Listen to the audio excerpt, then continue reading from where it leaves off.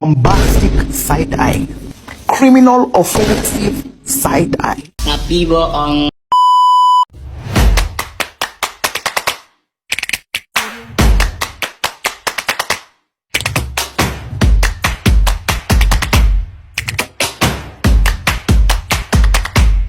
Assalamualaikum warahmatullahi wabarakatuh.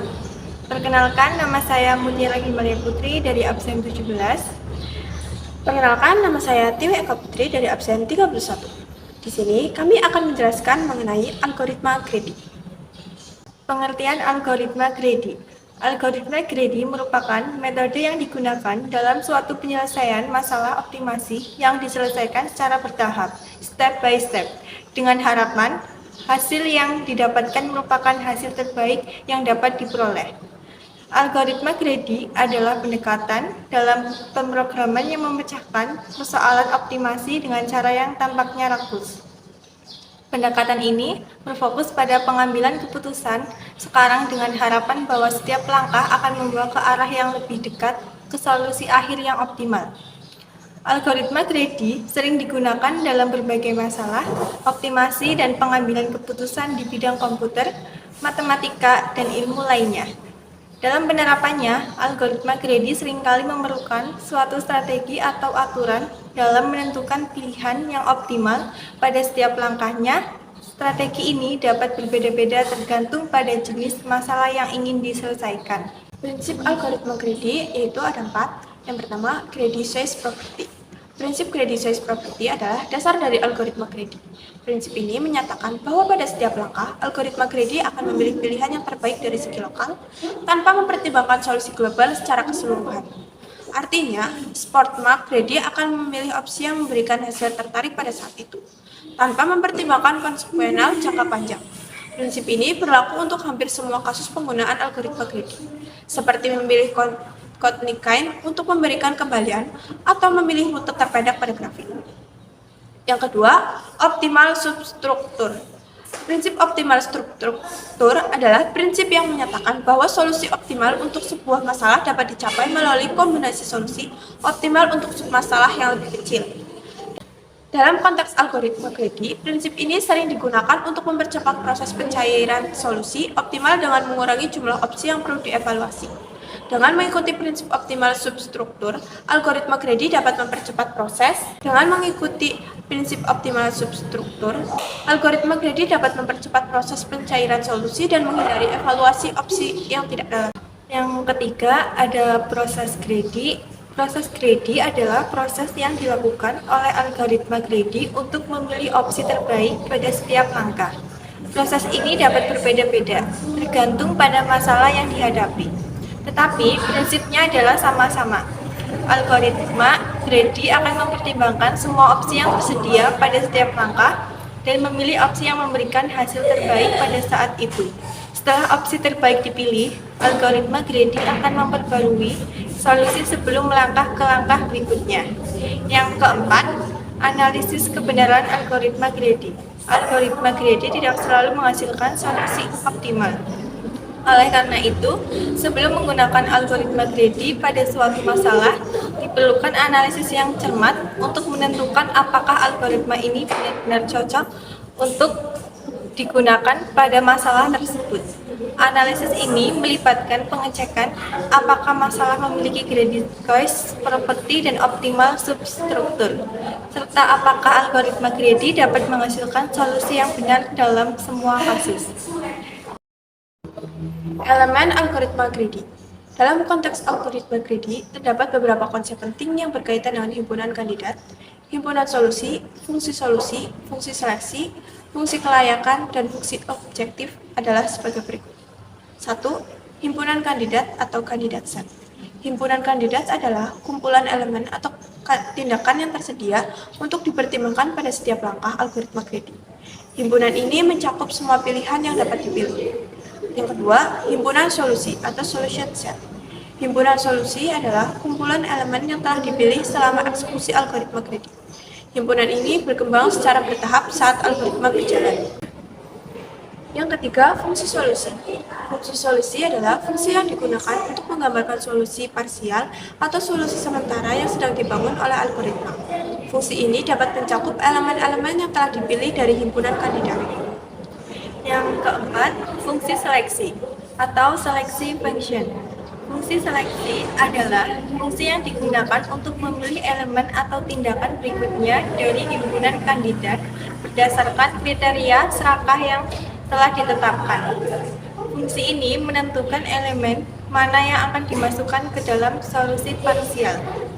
Yang kelima, ada fungsi kelayakan atau feasibility function. Fungsi kelayakan adalah fungsi yang menilai apakah solusi parsial yang sedang dibangun memenuhi persyaratan atau kriteria kelayakan yang telah ditetapkan. Fungsi ini memastikan bahwa elemen yang dipilih tidak melanggar batasan atau syarat tertentu. Yang keenam, fungsi objektif atau objective function. Fungsi objektif adalah fungsi yang digunakan untuk mengukur nilai atau kualitas dari solusi yang dihasilkan. Fungsi ini berperan dalam mengevaluasi sejauh mana solusi yang telah dibangun memenuhi tujuan optimasi atau kriteria yang diinginkan. Fungsi objektif dapat menghasilkan skor atau nilai yang harus dioptimalkan. Kegunaan algoritma greedy. Kegunaan utama dari algoritma greedy adalah untuk menemukan solusi optimal dalam persoalan optimis dengan cepat. Pendekatan ini sangat berguna dalam banyaknya kasus di mana kita perlu memaksimalkan atau meminimalkan waktu dengan cara yang efisien.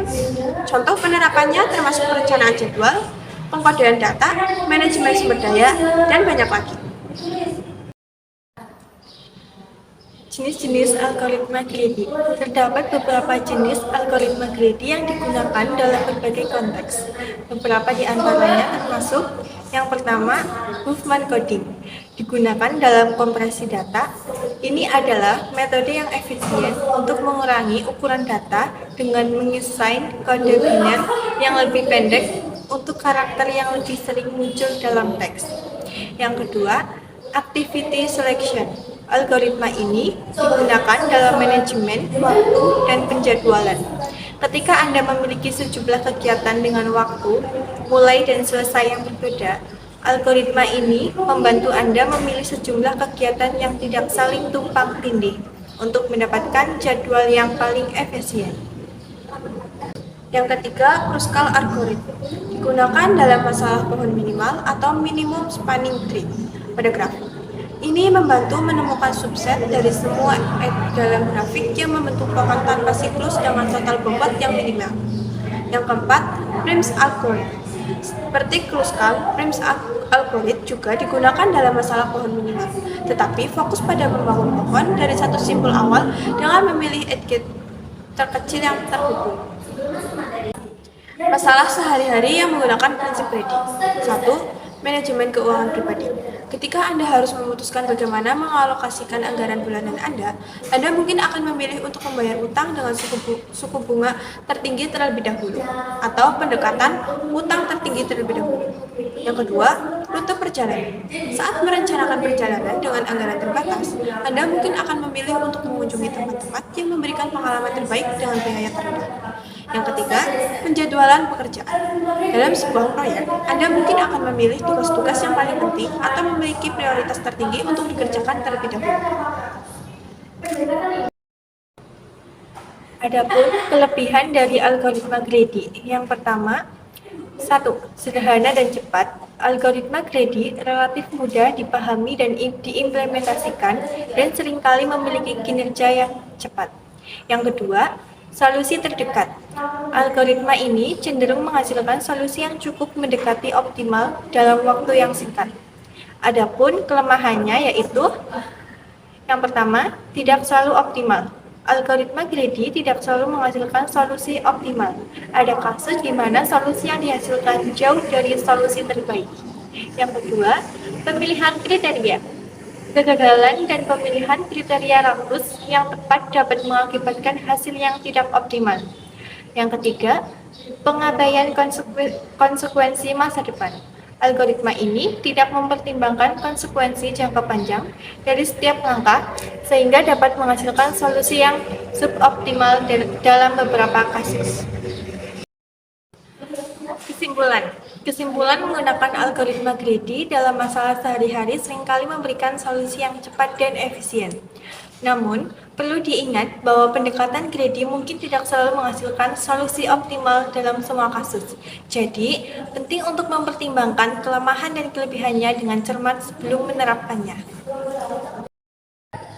Sekian penjelasan dari kami. Bila ada kurang kata, kami mohon maaf. Wassalamualaikum warahmatullahi wabarakatuh.